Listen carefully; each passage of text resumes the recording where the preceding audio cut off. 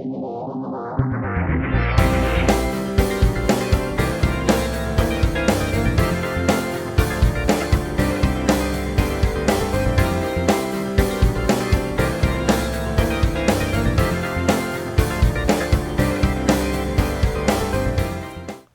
the time that is ours to share together, I want to talk a little bit about who is really blind.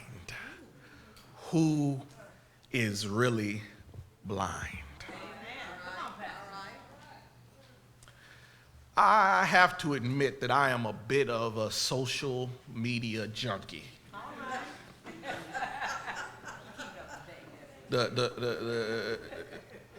Facebook, Instagram, Twitter, Snapchat, Tumblr, Blogger, I'm 4chan, Reddit. I keep up with a lot that's going on, so much so that a lot of times I don't even really have to watch the news because somebody will have tweeted about it or somebody would have shared it on Reddit long before CNN or MSNBC or Fox has reported it. But because I am a social media junkie, I have not been on social media as much as I used to. Primarily because of this election cycle.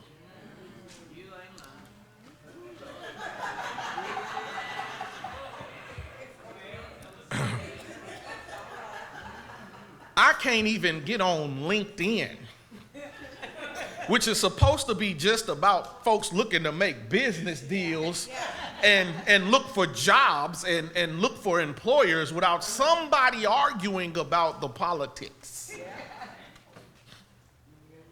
We all have opinions about a bunch of different things. We have political opinions. We have religious opinions. We have cultural opinions. We have social opinions. We have opinions about issues, events, and people.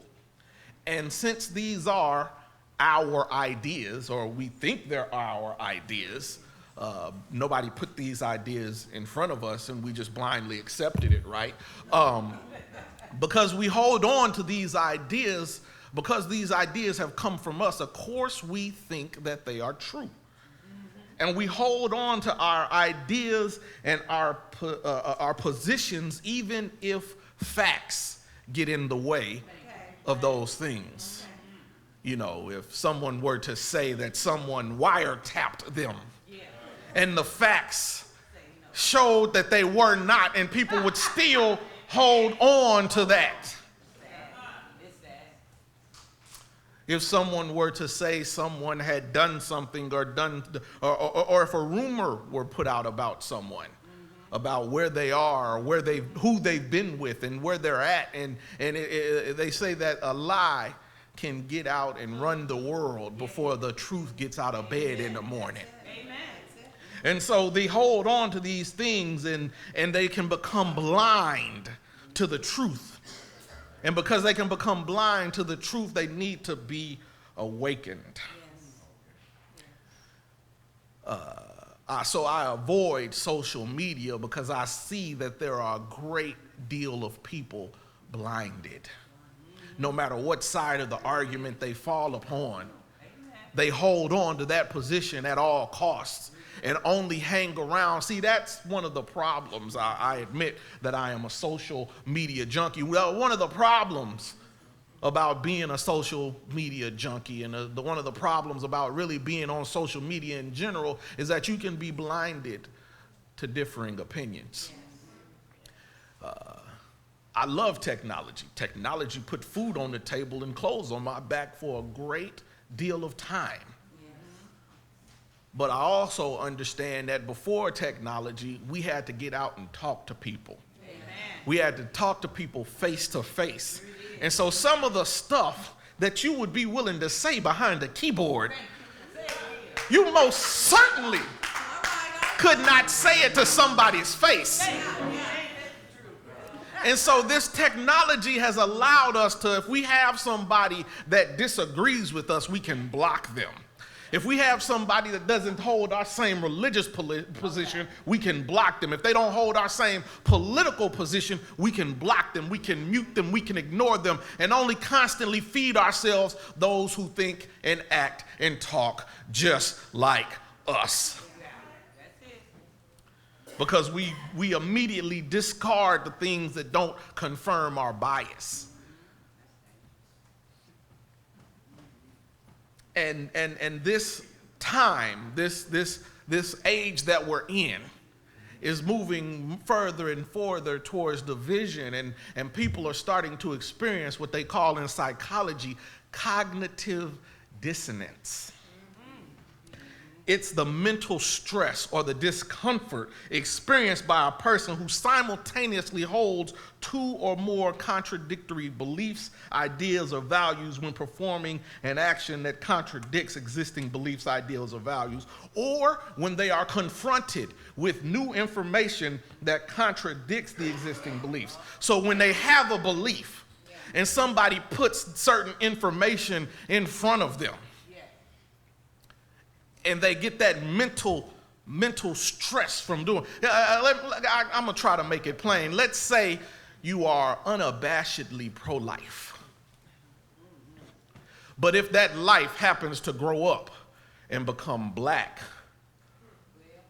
or gay or Muslim, now you want them to die. And when somebody puts that in front of you, how is it that you can say you're pro-life and all life has rights, but when an unarmed young black man is killed just for being black and being in the wrong neighborhood at the wrong time, how can you say you're pro-life when you also say that this thug needed to die? Cognitive dissonance.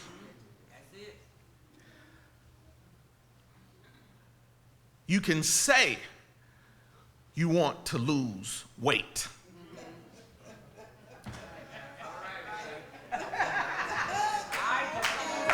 But every Tuesday,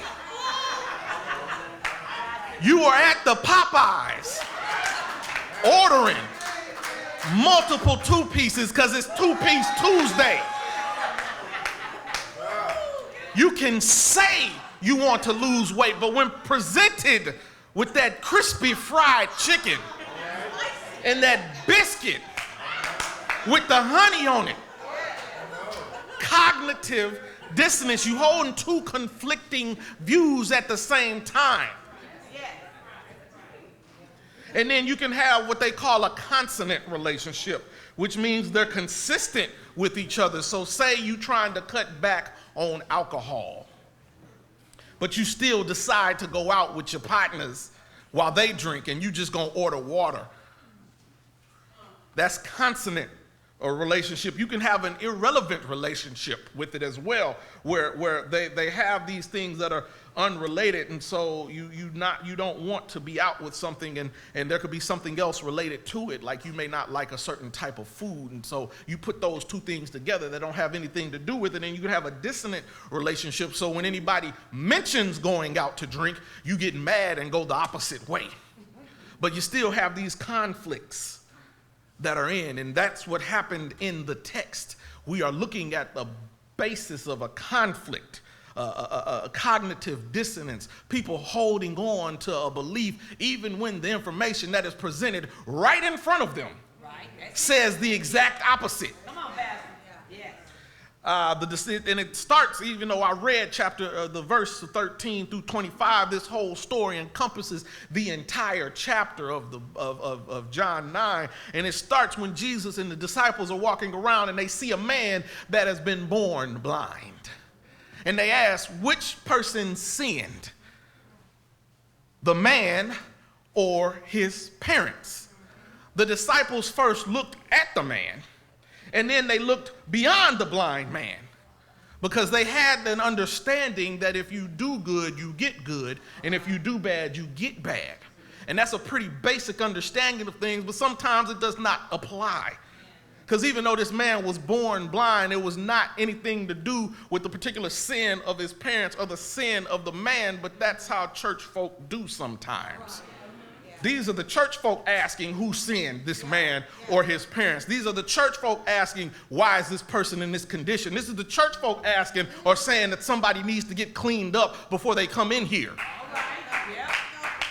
They've got this, and Jesus tells them neither this man nor his parents sinned, but this happened so that the works of God might be displayed in him. As long as it is day, we must do the works of him who sent me. And night is coming where no man can work. And while I am in the world, I am the light of the world. So the man was not born blind out of sin, but this situation was here to teach the people. I've said time and time again that in the gospel according to John, which I happen to be partial to, there are no miracles. There are signs, and these signs are here to point you in the right direction. And so here is Jesus about to perform a sign. And so he makes some mud and puts it on this man's eyes and tells him to go and wash in the pool of Siloam. And he is healed. Sometimes we can be focused on the wrong things. This entire chapter, 41 verses, the actual healing, the sign that is performed is 2 verses. But the drama that is surrounding this sign takes up the entire chapter. You spend 1 minute doing something and you spend another year talking about it. And so he tells him to go into the pool, go wash in the pool of Siloam, and this word means sent. And so the man went and washed. Here you have a miracle being performed. Here you have a sign being performed, and there is a pattern. Anytime God made a miracle, there were instructions to be followed. Any time God performs a miracle, there are instructions to be followed. They say that the third time's a charm. Anytime God performs a miracle, there are instructions to be followed. You go throughout the Bible and look at all the miracles that are performed. God or the prophet or somebody is telling them to do something. If you want a miracle to happen in your life, how far are you willing to go? Are we going to sit around on the couch and say, God, I need a miracle? Are we going to get out there and do something about it? There are instructions to be formed. Yes, indeed, Jesus could have very easily just laid his hands on the eyes of the man and he had been blind and get his sight, but there's an investment in it. The Bible says, to whom much is given, much is required. You want that Benz. But do you want that note?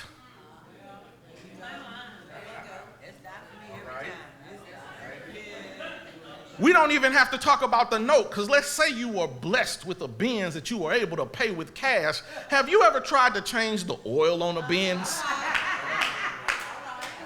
I'm going to help you out with it. You can't take it to the 1999 Quick Lube shop to get that changed. You want to improve your grades, but you don't want to study. You want to lose that weight, but you don't want to get off the couch. You want to have more money in your bank account, but every time there's a sale at Needlessly Marked Up, aka Neiman Marcus, you're there. Is the microphone still? Hello. Check. 2. You want these things to happen in your life, but you operate opposite of how it really gets to happen. So this gave this man an opportunity to display his faith. It gave him an opportunity to follow the instructions. It gave him an opportunity to get some skin in the game. I follow a lot of investors, and one of them that I particularly like, and I would consider him the most successful investor in the world, is Warren Buffett. He's got a company by the name of Berkshire Hathaway. You want to buy a share of Berkshire Hathaway, you need to take out a loan, because he's never done a stock split. And so at any given time, one share of Berkshire Hathaway stock can cost $70,000 to $80,000. Because he knows how to pick companies that are going to win. He knows how to pick the companies that are going to be successful, and he buys them and lets them do what they need to do in order to continue to make money, because it makes money for everybody. But one thing that I like about Warren Buffett, when he invests, he not only invests the company money, he puts some of his own money in the game. He likes to say in his letters, we eat our own cooking. It's one thing to cook something for a bunch of other people and let them eat it and not taste it yourself, but if you got to partake in it, you're going to make sure it's good. You're going to make sure it's not going to hurt you. You're going to make sure that it meets the needs that you desire. And so when we do this, we have these miracles that are being performed. When we have these things that we want God to operate in our lives and these things that we want God to move on, how much work are we willing to do for ourselves? And so Jesus gives this man new vision. I say he gives him new vision. He doesn't give him sight, because he never had sight to begin with. He gives him new vision. And because he gives him new vision, he runs into some problems. You already had one group of church folk hating on the man that was born blind. Enter in another group of church folk hating on him, because you know we don't just stop with one church hater. Come on, Pastor. We got groups of church haters that sometimes hate each other. Yeah. But sometimes they will come together when they find a common enemy. And so all these Pharisees came together because they did not like the change. People don't handle change well. They resist it. They doubt it. They want to live in how things used to be. Your friends love you when you hang out on the corner with them doing nothing.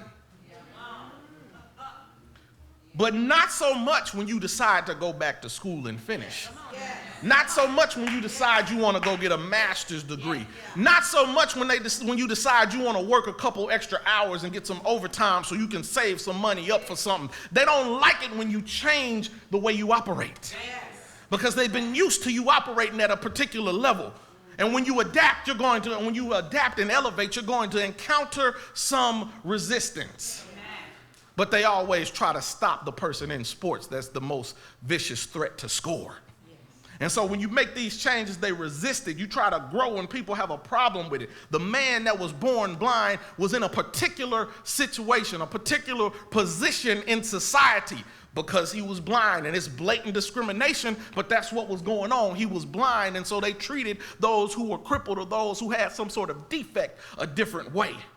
And now that he no longer has that defect because Jesus has gave him new vision, they have had some issues with that, and they're trying to change it. To the fact that when we go to verse 9 in the text, it says, some claim he only looks like him. But he insisted himself that I am the man. The fact that he went from being blind to being see, so many people said, you ain't him. You've got to be something different.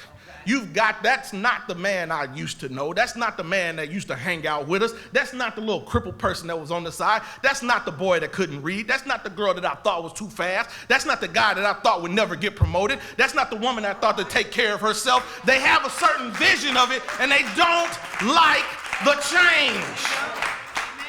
But the Bible says, if any man be in Christ, he is a new creature. All the old things have passed away. So if they don't see you the same, that's a good thing. Amen. Jesus gave the man new vision.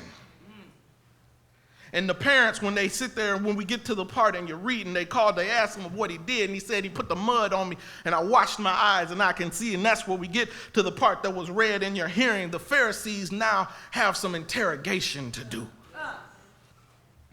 First, the neighbors interrogated him, and now the Pharisees are going to interrogate him as well. And the Pharisees had a problem with it, and the parents were scared. That's why they said, you can ask him, he's of age, because they were worried about being put out the synagogue.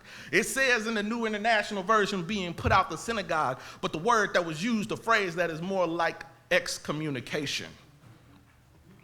There were some things that the church at this time had wrong. There were some things that the church at this time had right. And one of the things that they had right was community. My professor says all the time, you can't be a Christian outside of community. James tells us that true religion is to take care of the widows and the orphans.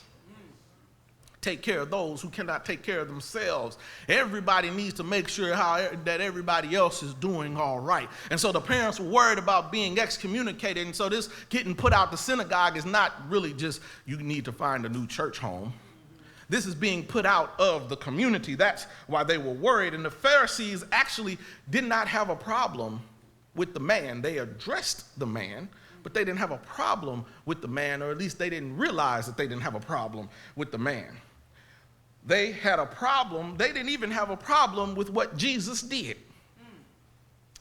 They had a problem with Jesus himself.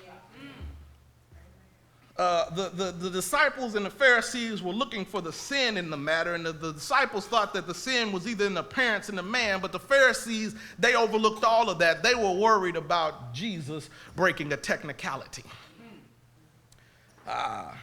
They did not care about the man who was healed. They were all concerned about the healer. Kind of like if you were to, I don't know, set up a business, or I don't know, maybe pass a law, and then people will go out their way to try to destroy everything that was built up during that time with no actual replacement in place for what you were looking to destroy. The problem was not with what was set up. The problem then was with the man, and they went to the point that they were looking at Jesus, and they decided that Jesus had broke a rule. He had the audacity, the unmitigated nerve to heal somebody on the Sabbath. Come on, I wonder, since they did not focus on the healed man and were looking for a way to find sin in the one that performed the healing, I wonder if Jesus came back right now, would we recognize him? Come on, Pastor. That's it.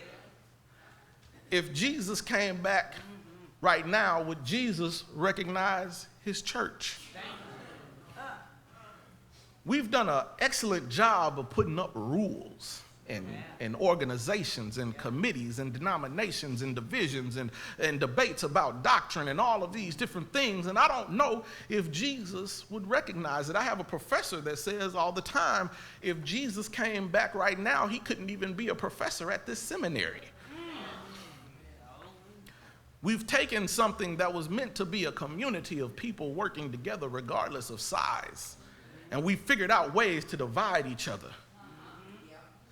Black and white, rich and poor, traditional versus contemporary. Those who are provide a more secular approach. We've divided over whether or not we think women should be in the pulpit. We've divided over whether or not what we think baptism should be. We've divided whether or not on whether we think what kind of educational requirements you should be a pastor. We've divided over whether or not men and women can sit together in the same congregation. We've divided over everything you can possibly divide over. And so I wonder if Jesus came back, would he recognize his church? And so these Pharisees here were caught up in this rule about the Sabbath. Instead of being grateful for this supernatural work that God had done, God's grace abound, they were haggling over the observance of the Sabbath. They were worried about this fourth commandment that was put out, and not one of the actions that he did. Wetting up the mud, applying the mud, telling the man to go wash in the pool of Siloam. Not one of those things broke the rule. Healing a blind man, none of that broke a rule for the Sabbath.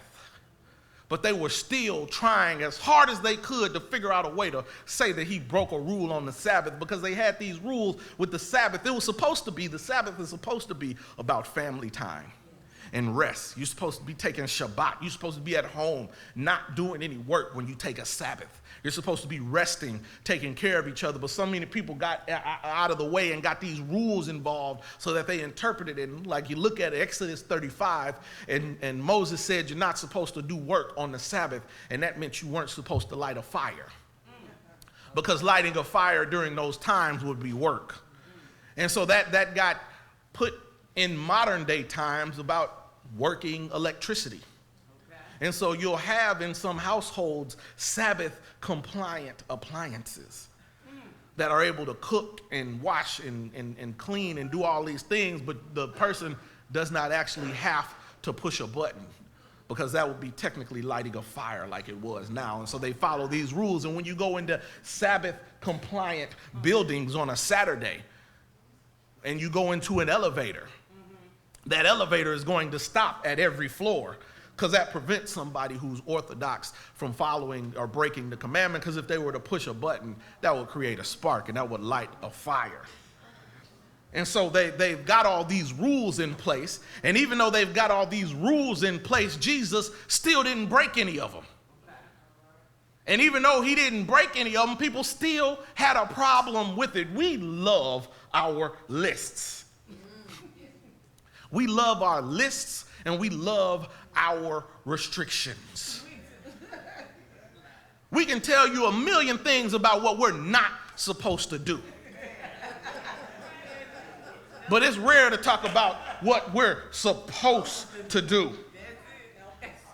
We like our lists. You go to the grocery store now, you'll see on stuff no MSG, gluten-free, dye-free, chemical-free. But the funny thing about all of that is most of the time that stuff never had any of that in there to begin with. But if I tell you that this laundry detergent is dye-free, you're more willing to buy it. If I tell you that this bread is gluten-free, even though you don't have a gluten allergy to begin with, you're going to buy it because it's perceived to be healthy.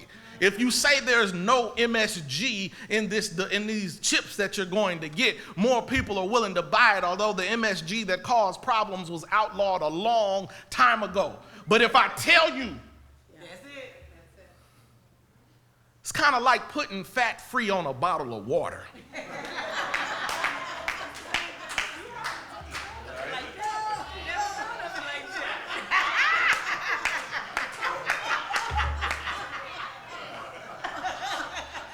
But when you do that, that catches people's attention.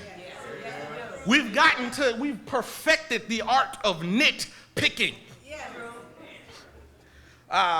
They've perfected it, and it's funny because nitpicking, while it's an insult, used to be a good thing. Nitpicking, although I doubt many of us in our community have experienced this, but nitpicking had to do with getting lice in your hair. And I know certain people of a certain social location like to put certain products in their hair that makes it hard for lice to hang on to the hair. So when you got grease in your head or certain other products, pink lotion or some natural cream, it gets real hard. So just follow me while I talk about lice for a little bit. Just in the nitpicking was used to get rid of lice eggs. And they were small and fine, and so you had to have a really fine-tooth comb, and you had to look through each one, and that became a skill because you were able to find the lice eggs were extremely small. And so that's what nitpicking was. But unfortunately, we perfected nitpicking to the point that we demonstrate this skill, this ability to find the minor flaw in something, not only in somebody's head that is suffering from lice, but we found it in other people's lives. Every situation, nitpickers are always finding something wrong rather than finding something right. They can't enjoy anything, especially anything that has a flaw in it, because they have the gotcha moment that they have to look for. I'm a bit of a nitpicker. My very first job out of college, I spent my lifetime during that period going through hundreds and hundreds of pages of medical records looking for a capital S, because this company had made a faulty breast implant, and so many people sued them that they had to file bankruptcy and set up the insurance payment for a trust fund. And my job was to look at it and say, yes, you could get paid. No, you can't get paid. Yes, you can get paid if you fix these one or two things. And one of the things I had to look for was a capital S on the word scholastic. Because they argued that if you used the capital S on the word scholastic, you were talking about the brand. And if you used the lowercase s, you were talking about just in general. Like somebody will say, hand me a Coke, and they give you a Pepsi. Somebody will say, hand me a Kleenex, and they give you an off-brand name tissue. The name had become synonymous with the entire industry, and they were arguing that. And so I'd go through hundreds and hundreds of medical records looking for a capital S instead of a lowercase s. So I can nitpick. But we are always looking for those things. You have to learn when the nitpicking is not necessary. And so they nitpicked at these rules. They nitpicked at this man. They nitpicked at these parents. They nitpicked at the man again. And they interrogated him because they were looking for a way that they could nitpick at Jesus. They had these rules in place, but the man said, I don't know about all that. Let me tell you what I know. I once was blind, but now I see. I don't know about all these 600 laws you done put in place and worried about Jesus trying to break them. I once was blind, but now I see. I don't know about all this nitpicking you're doing about this man, but he must be a man of God, because only a man of God would be willing to do this. And I know this because I once was blind, but now I see. I don't know much, but I do know this, that Jesus came down here out of eternity to save a sin-sick soul, to save a sin-sick world, to give us all an opportunity to have access to heaven. So we all once were blind, but now we see. Amazing grace, how sweet the sound that saved a wretch like me. I once was lost, but now I'm fine. Was blind, but now I see. You can tell me a bunch of stuff, but I know if you wake me up at 3 o'clock in the morning, I can tell you about the goodness of Jesus. I may not be able to tell you a bunch of other stuff, but I can tell you that because I once was blind, but now I see. In the name of the Father, the Son, and the Holy Spirit, the doors of the church are open, and we invite you to come.